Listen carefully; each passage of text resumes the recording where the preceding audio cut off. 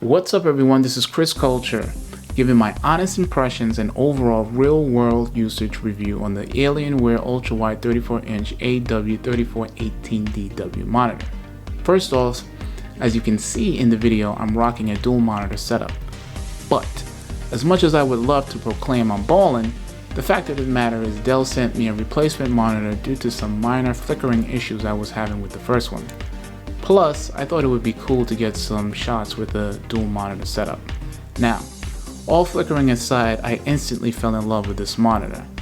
I am beginning to see why PC gamers live and die by their powerful rigs, buttery smooth frame rates, 120 or more hertz, 4 or less millisecond response times, not to mention G-Sync, which is pretty much what my gaming setup now delivers with the addition of this new monitor.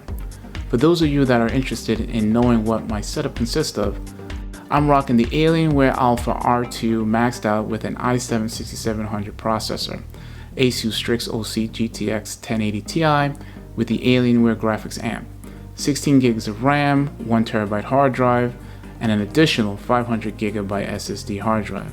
And to be honest, that is more than enough to power this behemoth ultra-wide monitor, running most modern games at ultra settings hitting 120 FPS. Pair that with G-Sync technology and you will experience gaming on another level. So, for the sake of not making this video longer than it needs to be, I won't go over the monitor specs. If you'd like to know the specs, you can find them in the description below, or you can watch my previous unboxing video. Okay, I've decided to wall mount my monitor mainly because the floating aspect appeals to me more than the stand that is just way too big and obtrusive. I've been using this monitor for about a month now, and what I've experienced is pure bliss. Coming from a smaller non-gaming display, this monitor is a real treat. First and foremost, I wanted a monitor that is tailored for games and content creation.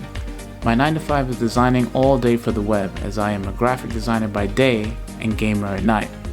So it was important that this monitor met my design and gaming needs, and this display has delivered on both fronts. Thankfully, I have not had any noticeable backlight bleed or dead pixels. This display sports a truly aggressive curve that really immerses you into whatever you're watching at full screen. It's an 8-bit IPS panel, so the viewing angles are stellar, and the color accuracy is practically spot on with 99% sRGB coverage.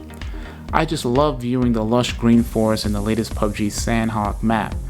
Everything just looks so vibrant and clear, which is partially due to the welcome matte anti-glare screen protector, eliminating all reflections and glare.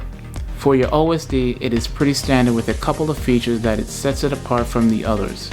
When open, you're presented with 8 menus. You have your game, brightness and contrast, input source, AlienFX Lighting, audio, menu, personalize, and other. Now, let's go back and take a look at the game menu, because here is where you will mostly be making your tweaks. Your preset mode allows you to adjust the color of the display that is more suitable to the genre of the game you are playing.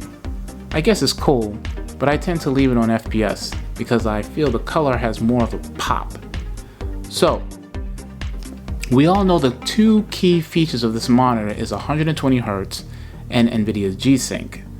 So, what is it like to experience it for the first time? Is it just a marketing ploy, or does these features offer night and day quality of life experiences while gaming? And the answer is yes. First off, the monitor comes natively set to 100 Hz. You will need to go into the settings and overclock the monitor to 120 Hz.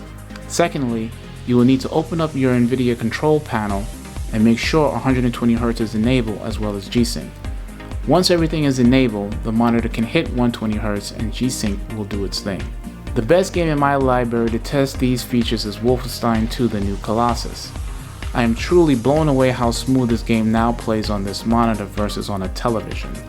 I was experiencing stuttering and screen tears all over the place, making it at times very hard to play. Now, playing on this monitor, I've experienced 0 stutters and not one damn screen tear, running at a buttery smooth 120 Hz. I am sold. As for productivity, Having a large ultra-wide display really helps in terms of being more productive.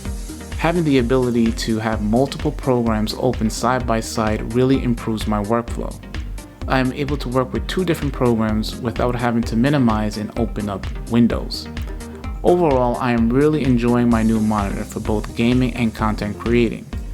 My only criticism would be the flicker issue, which has been resolved with the new replacement monitor, no HDR, and the lack of speakers. I know monitors typically don't have the best sounding speakers, but I would prefer something rather than nothing. Honestly, if you're looking into getting a new gaming monitor, or if you're like me, also a content creator, or simply just looking for an overall stunning monitor while getting great FPS, then an ultra-wide is the way to go. I was once big on the 4K experience, which I still am, but gaming at 4K on 30 to 40 frames per second is just not good enough once you've experienced 120 Hz. Gaming at 3440 by 1440 at ultra settings still looks amazing, believe me, just see it for yourself.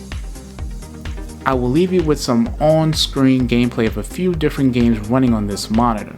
And yes, I know I need to step my game up and fully commit to a mouse and keyboard.